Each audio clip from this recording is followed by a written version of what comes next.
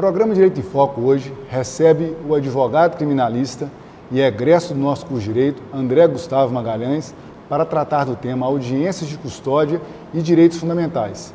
Esse tema é um da série de 5 entrevistas que nós faremos esse semestre sobre o tema criminalidade, violência e direitos humanos. Doutor André, seja bem-vindo ao nosso programa. Você já esteve em outras épocas aqui e eu fico muito satisfeito em poder estar novamente aqui conversando sobre um tema tão importante quanto esse. Boa noite a todos. Eu agradeço de antemão. Realmente é minha segunda vez que eu participo. Tenho a honra de participar desse programa, principalmente como egresso aqui da DOC, né? São alguns anos de prática, experiência acumuladas no decorrer desses anos, pós-formando e trabalhando como advogado criminalista na nossa cidade, comarca, região e estado de Minas Gerais. André, nesse semestre a gente retornou com o programa Direito em Foco alinhado ao projeto integrador do 2º e 3º período do nosso curso de Direito. E a dinâmica é que os alunos protagonistas desse projeto, eles estão diretamente envolvidos com o estudo e preparação dessa entrevista. Então a gente vai ter algumas perguntas dos alunos e vai dar sequência aqui conversando sobre esse tema tão importante. A gente vai começar com a pergunta do Caio Nunes Garcia. Boa noite, doutor André. Boa noite, professor Oscar. Gostaria de saber, com base na sua experiência no tema, se há uma resistência por parte das forças policiais ou de outros órgãos do governo em relação à implementação total das audiências de custódia. E se sim, eu gostaria de saber também como essa resistência pode ser combatida. Tá, boa noite. Uma pergunta muito interessante.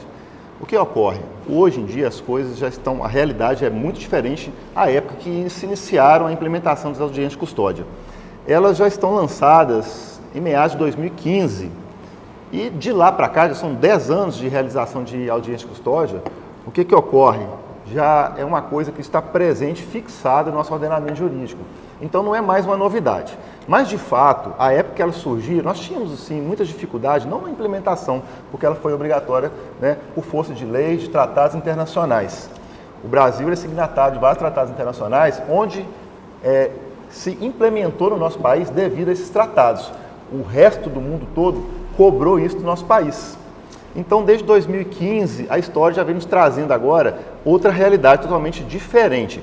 Mas a época de 2015 para cá, tínhamos certas dificuldades, sim, não digo só por forças policiais, tá? Até mesmo pela força, pelo órgão judicial, pelo Ministério Público e principalmente também por muitos colegas, por muitos advogados, onde entendiam que às vezes a audiência de custódia não resolveria questões de ilegalidade, de prisões viciadas, prisões irregulares. Mas a nossa realidade hoje ela é outra, completamente diferente. Ela é sim muito importante. As autoridades policiais, judiciais, órgãos do Ministério Público e assim como advogados, e Defensoria Pública também, julgam de suma importância para garantir de fato os direitos individuais e coletivos, tanto do preso quanto de toda a sociedade.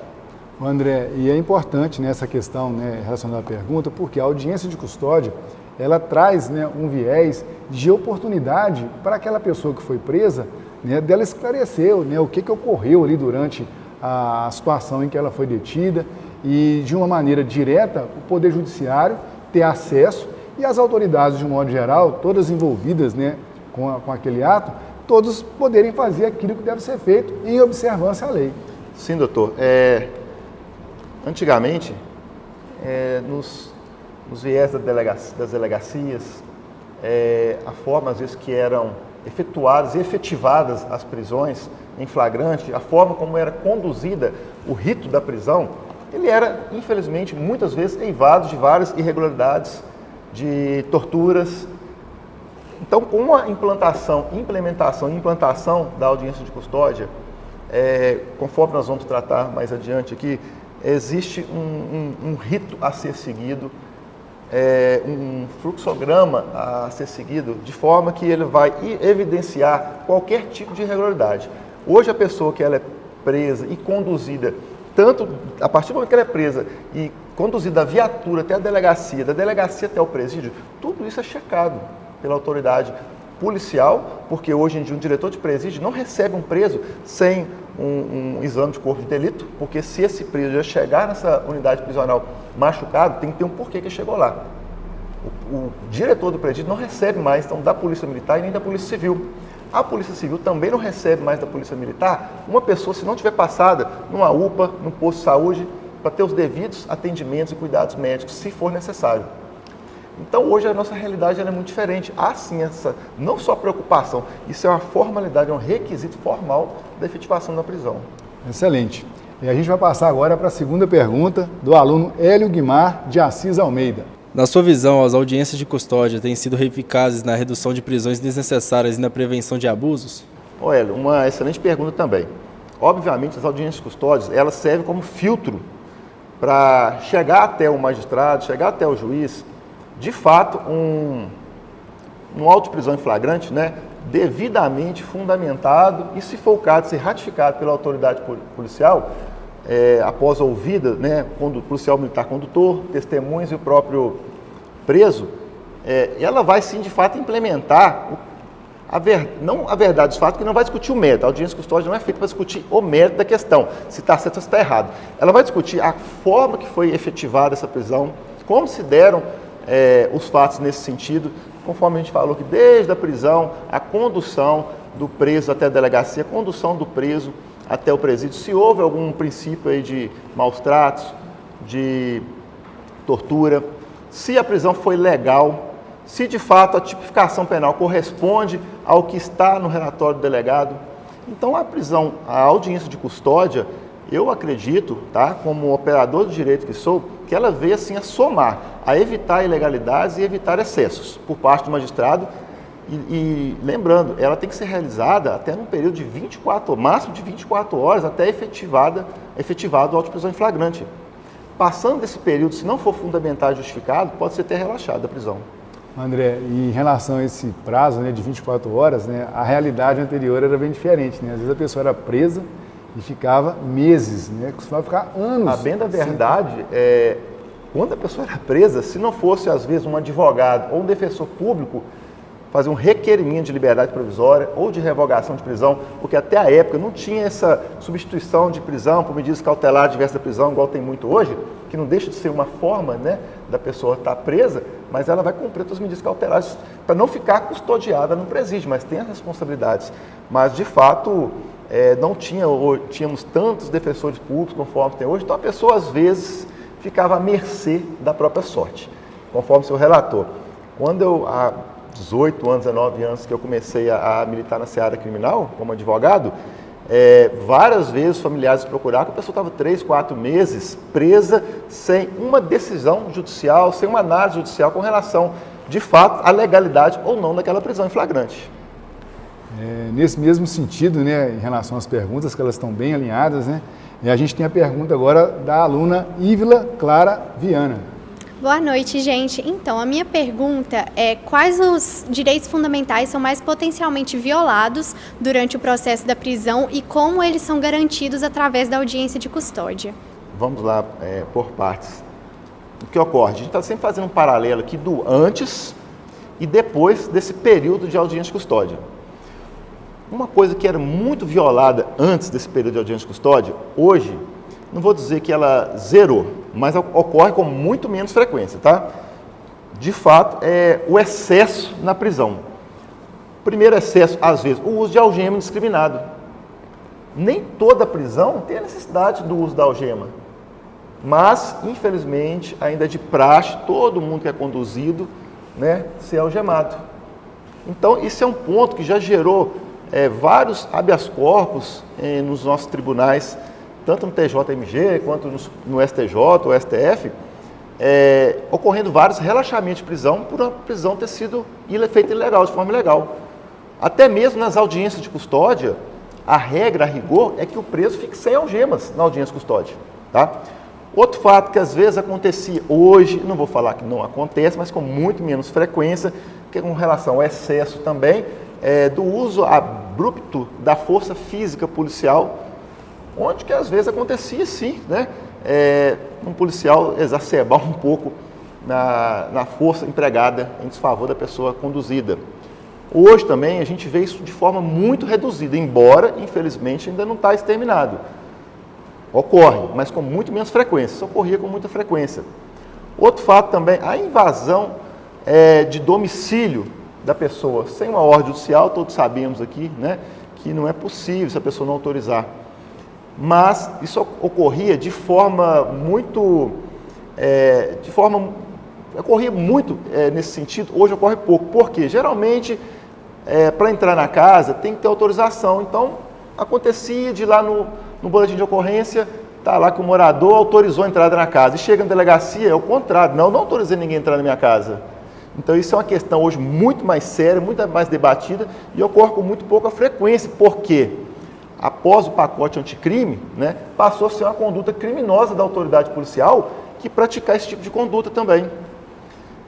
E finalizando mais uma, existem várias, mas mais uma que acontecia muito, hoje também acontece com pouca frequência, é a autoridade policial ou o policial imediato ali pegar o celular da pessoa presa e já sair acessando todos os dados sem a permissão, autorização também da pessoa presa, buscando ali às vezes um elemento de prova em favor da pessoa. A gente sabe que ninguém é obrigado a produzir prova contra si mesmo, tá certo?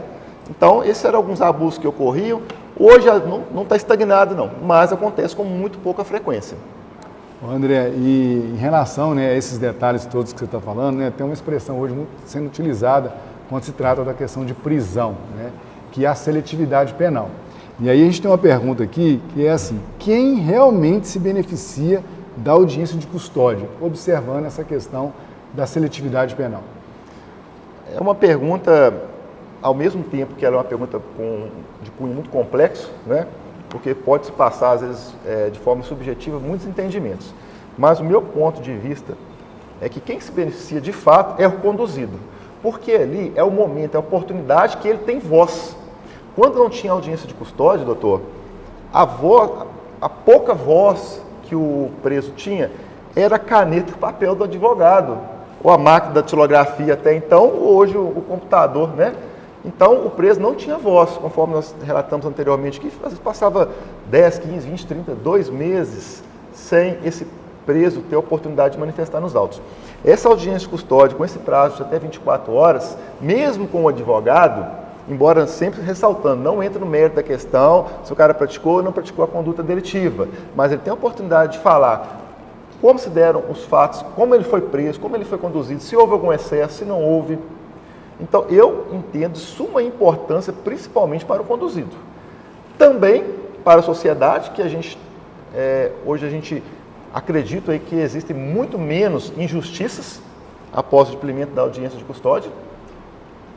Para o magistrado também, que tem a oportunidade de se fazer a justiça, porque eu sou uma pessoa que levanto muita bandeira da justiça. Existe o direito, mas também existe a justiça. Quando entra em confronto o direito com a justiça, eu, particularmente, sempre brigo pela justiça. Tenho muitas experiências, se a gente tiver outra oportunidade, de muitos casos em particular que já aconteceu, que eu enfrentei em audiência de custódia, que nós conseguimos buscar sempre a justiça acima de tudo, com prisões relaxadas, revogadas. Então, eu acredito que toda a sociedade ganha, mas principalmente garante o direito da pessoa que está com a sua liberdade suprimida naquele momento. E é importante você falar isso porque a gente tem a questão da desigualdade social, né? Uma coisa é uma pessoa presa que tem condições financeiras. Os advogados vão estar lá postos, né, para poder acompanhá-la. Uma pessoa que às vezes não tem condição financeira, ela vai ter essa oportunidade de falar daquilo que aconteceu com ela, né? E às vezes o advogado não chegou ainda, não foi nomeado um advogado dativo. Então, essa dificuldade, por isso, da seletividade penal. Essa celeridade na audiência de custódia, apurar de fato o que está certo, do que está errado, se a audiência foi justa, se foi injusta, se foi legal, se foi ilegal, está muito atrelada, né, todo esse contexto. Quando se tem o advogado particular, exemplo, eu já acompanhei normalmente daí o custodiado lá na fase da delegacia, na fase que a Polícia Militar apresentou para o delegado, a gente acompanha a oitiva, então a gente já tem um senso crítico de justiça, o que eu vou fazer? Então essa pessoa, obviamente, já está cobertada, não por mais direitos e garantias que os outros, todos têm o mesmo direito e garantia, né? Mas ela já está mais confortável no sentido de saber que já tem alguém de fato, né, elaborando para ela e representando seus interesses. Mas a pessoa, voltando à pergunta, quando ela não tem condições, né, de contratar um advogado particular, hoje o Estado, sempre foi, mas hoje, mais do que nunca, ele é obrigado a garantir essa efetividade de acompanhamento profissional habilitado no decorrer da audiência de custódia. É ato nulo uma audiência de custódia se não tiver um defensor. E outra coisa, não só tem um defensor lá, ele não pode fazer só presente, figura física presente, não. Ele tem que ter a oportunidade de conversar em particular com essa pessoa custodiada, para ouvir a pessoa, ouvir o clamor da pessoa, e aí sim, após essa oportunidade de uma conversa privada com o cliente ou com o representado, aí sim, né, vamos partir para a audiência de custódia e vai ter a oportunidade de trazer as questões de direito de fato. Como você citou a Defensoria Pública, né, tinha uma pergunta aqui exatamente nesse sentido.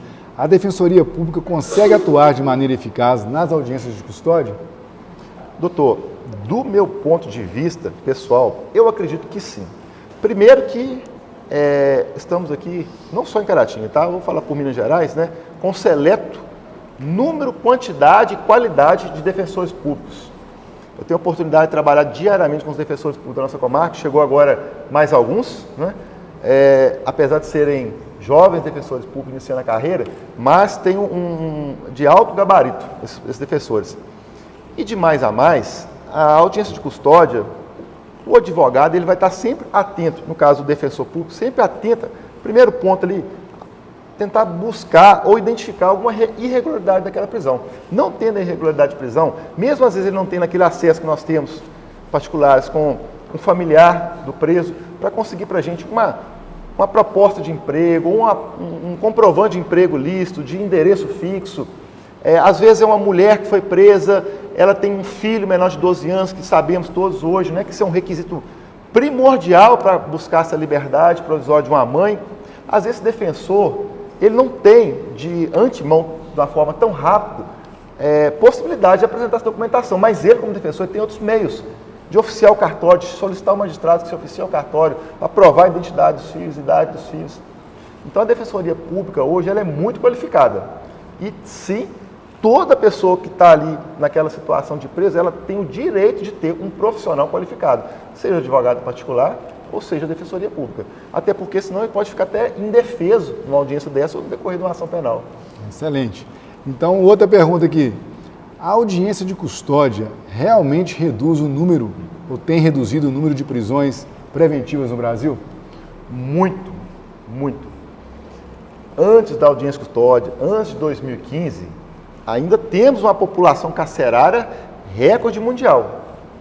Mas ali já é a peneira natural, a primeira peneira básica, onde que de fato vão analisar, mesmo que se tenha ocorrido o crime, vão analisar o potencial ofensivo desse crime, a gravidade desse crime, vão analisar os requisitos ensejadores da prisão preventiva ou também, né, analisar a vida pregressa da pessoa, se é uma pessoa reiterada a práticas delitivas.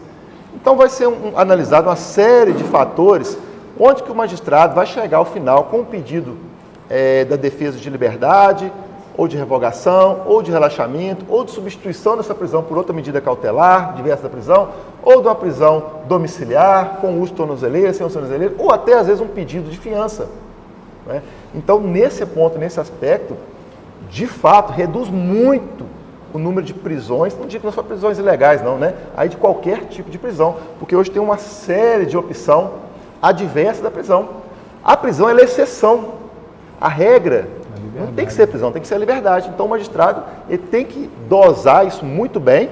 Obviamente o Ministério Público vai proferir um parecer nessa audiência de custódia, se é favorável, se é contra, por que é favorável, por que é contra. Mas a palavra final do magistrado, então ele tem que ter uma sensibilidade, um tato, de fato, né, passar por essa peneira e só, se for o caso, em último caso, decretar a prisão da pessoa na audiência de custódia. Né? Ele vai homologar, ele homologa se o flagrante for legal, mas decretar ou não, né, tem que passar por essa peneira.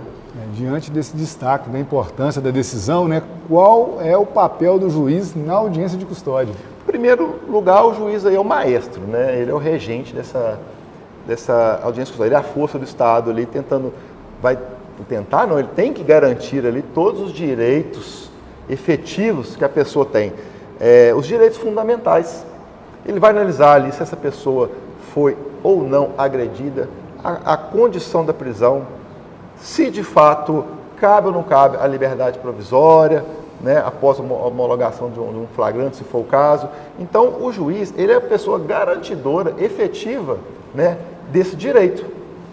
E onde ele vai, através do conhecimento técnico, profissional, pessoal, social, ele também vai analisar, né, diante as circunstâncias da prisão, diante os elementos que foram colocados para ele, tanto do Ministério Público quanto da Defesa, se de fato, né, a pessoa fica ou não fica presa.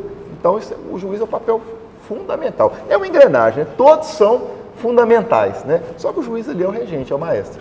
André, gostaria de agradecer a sua presença e participação aqui. Essa casa está sempre de portas abertas. Doutor, eu que agradeço, em nome dos colegas advogados de Caratinga, a oportunidade. É sempre uma honra e um prazer estar aqui de volta, né, como egresso na DOCTOR e na companhia do senhor também. Muito obrigado. O programa Direito em Foco se despede. Até o próximo encontro.